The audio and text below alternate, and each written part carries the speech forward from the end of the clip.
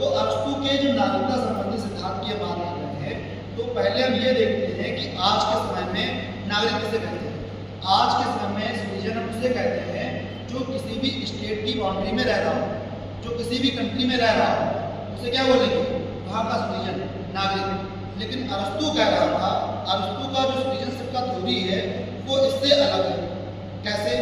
अरस्तु कह रहा था कि किसी राज्य में, किसी स्टेट में रहने भर से कोई वहाँ का नागरिक नहीं बनेगा। एक बात है, अरस्तु क्या कह रहा था, मान लो आप एथेंस में रह रहे हैं तो आपको एथेंस की सिटीजनशिप नहीं मिलेगी। कहने का मतलब ये है, अरस्तु मात्र जन्म से या मात्र रहने भर से किसी व्यक्ति को उस राज्य की नागरिकता नहीं दे रहा है। अरस्तु कहता है नागरिकता उसे मिलेगी जो व्यक्ति उस राज्य के पॉलिटिकल अफेयर्स में एक्टिव होगा, जो व्यक्ति उस राज्य के राजनीतिक मामलों में सक्रिय होगा, उस व्यक्ति को उस राज्य की नागरिकता दी जाएगी। लेकिन सिर्फ मात्र वहाँ के एक्टिव होने से नागरिकता दी जाएगी, वो कहता ऐसा भी नहीं है। उसके साथ साथ क्या होना चाहिए, वहाँ पे नेटिव बाउंड होना चाहिए प्रॉपर्टी क्लास में। कौन सी क्लास में? प्रॉपर्टी क्लास में।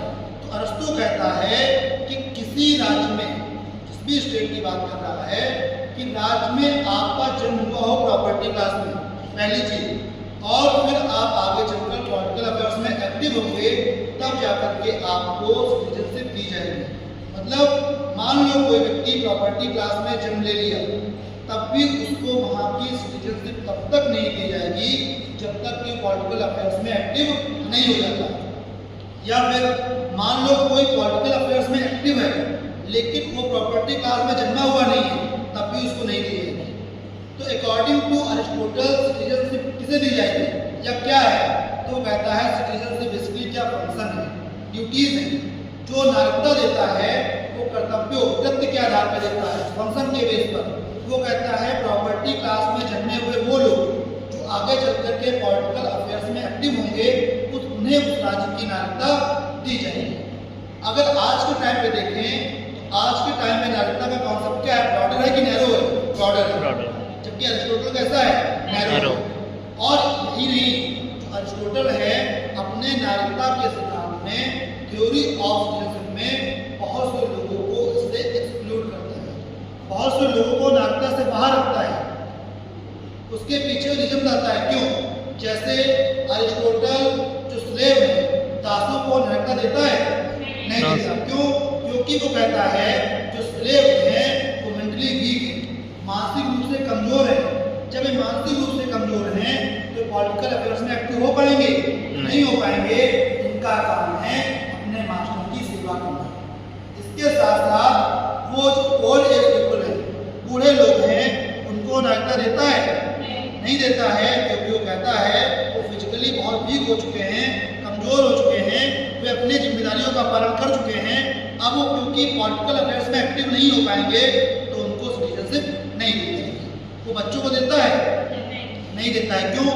क्योंकि वो कहता है जो बच्चे हैं, चिल्ड्रन से इमेच्योर है, अभी वो परिपक्व नहीं हुए हैं, तो उन्हें राजनीतिक मामलों का इतना ज्ञान नहीं है, तो उनको भी राज्य की नागरिकता नहीं दी जाएगी।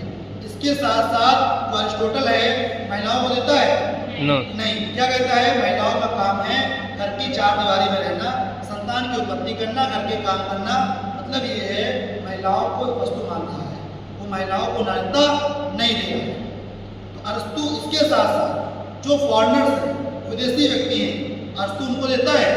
नहीं देता है। क्यों? क्योंकि वो कहता है क्योंकि यहाँ के मूल निवासी नहीं है। अगर क्योंकि इनकी जो इनके अंदर राष्ट्रवाद की भावना है, ये देशभक्ति की भावना है, वो अपने राज्य के लिए होगी, तो इनको यहाँ का नागरिकता देने का क्या ही मतलब, जब इनकी पूरी की पूरी लॉयल्टी जो है अपने स्टेट के लिए होगी, तो ये कभी धोखा दे सकते हैं। तो नागरिकता किसके बेस पर है? फंक्शन के बेस पर है, कृत्य के आधार पर है। तो जब ये फंक्शन ही स्टेट के लिए नहीं करेंगे तो उनको नागरिकता देने का कोई मतलब नहीं है। ये अरस्तु का पूरा थ्योरी सिटीजनशिप है। इसको फिर से देखें तो अरस्तु के अकॉर्डिंग सिटीजनशिप क्या है? सिटीजनशिप फंक्शन के बेस पर, कृत्य के आधार पर मिलती है। किसको मिलेगी? जो व्यक्ति उस स्टेट में प्रॉपर्टी क्लास में जन्मे हो प्लस वहाँ के पॉलिटिकल अफेयर्स में एक्टिव हो। इसके साथ साथ आज का जो नागरिकता का कॉन्सेप्ट है वो सबके लिए है कि भारत में कोई व्यक्ति जन्म लेगा तो भारत का नागरिक बन जाएगा, लेकिन अरस्तू के अकॉर्डिंग ऐसा नहीं था। आप मात्र जन्म लेने से नागरिक नहीं बन जाएंगे जब तक कि आपका जन्म प्रॉपर्टी क्लास में नहीं होगा और पॉलिटिकल अफेयर्स में एक्टिव नहीं होंगे।